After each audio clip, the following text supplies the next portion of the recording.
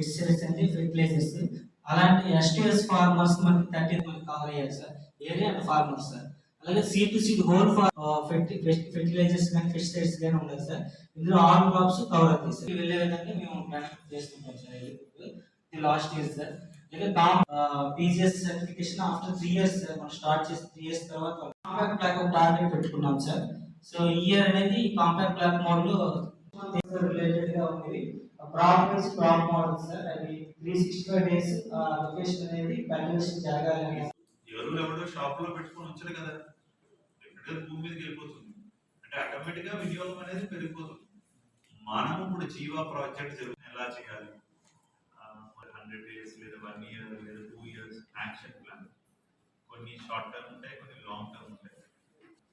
మన ఈ మధ్యలో మన స్టేట్ లో ఉన్నటువంటి విజయ్ కుమార్ సార్కి పోర్చుగీస్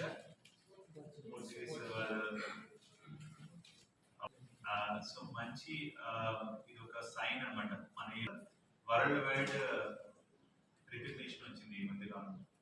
అండ్ లక్కీ ఇక్కడ కొన్ని మంచి ఎన్జిఓస్ కూడా పనిచేస్తుంది, చేస్తే బాగుంటుంది అనేది ఉద్దేశం.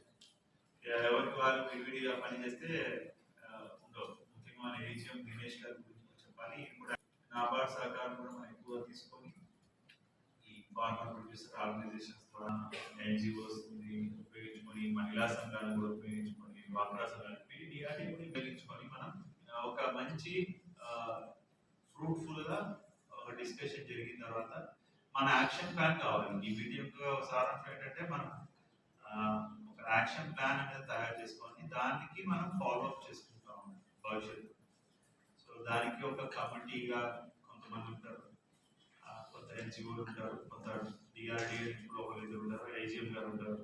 సో మనం ఏంటంటే ఏ గ్రామాల్లో పశు సంపద ఎక్కువ ఉంది, ఏ గ్రామాల్లో ప్రజలు కొంచెం యాక్టివ్గా ఇన్వాల్వ్ అవుతారు, కమ్యూనిటీ పార్టిసిపేషన్ ఎక్కువ ఉంటుంది, ఏ ప్రాంతంలో అక్కడ ఉన్నటువంటి పంట న్యాచురల్ ఫార్మింగ్ సూటబుల్ ఉంటుంది, ఇవన్నీ పారామీటర్స్ వాతావరణ పరిస్థితులు అన్నీ కూడా చూసుకొని ఎక్కడ మనం దీన్ని బాగా ఇంప్లిమెంట్ చేయొచ్చు, ఖచ్చితంగా అక్కడ ఉండాలి.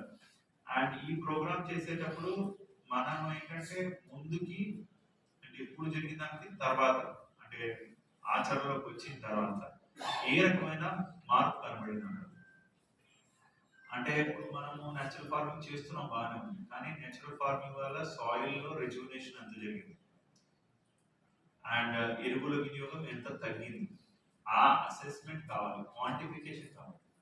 ఎరువుల వినియోగం ఎంత తగ్గింది, నీటి ఉపయోగం ఎంత తగ్గింది, నీటిని వినియోగించుకోవడం కూడా తగ్గాలి అంటే కొంచెం లైక్ అండ్ వాళ్ళకి మార్కెటింగ్ సదుపాయం ఎలా జరుగుతుంది అంటే గతంలో ఉన్న రేట్ ఎలా ఉంది, ఇప్పుడు ఎలా రేట్ వస్తుంది, అండ్ పెస్ట్ మేనేజ్మెంట్ ఎలా జరుగుతుంది అంటే అన్నిటి మీద సంగ్రహంగా క్వాంటిఫికేషన్ జరగాలంటే ఇప్పుడు ఎలా ఉంది, తర్వాత మనం ఇంప్లిమెంట్ చేసిన తర్వాత ఏ రకంగా మనకి చేంజ్ అనేది ఉంది అనేది మనము అదొక స్టాండర్డ్